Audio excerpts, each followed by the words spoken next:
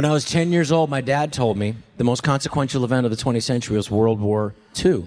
And that one of the most consequential events of World War II was the liberation of Europe, D-Day, June 6, 1944, and that my grandfather was there.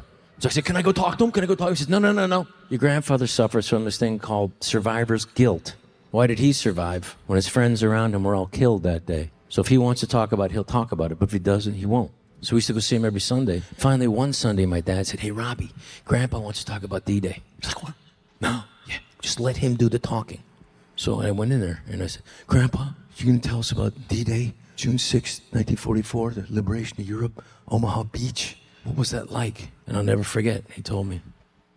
Well, I was sleeping in the morning.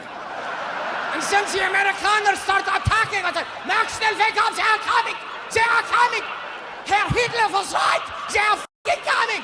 Ich habe eine große Schwanzdunkel und rot in Dicke. So we shooting. Killing as many Americans as we could. But there was too many. Finally, we ran out of ammunition. I threw down my weapon, put on the woman's dress, snuck into Belgium, sucked a few dicks, but I survived the war. Wow. I understand what you mean by survivor's guilt.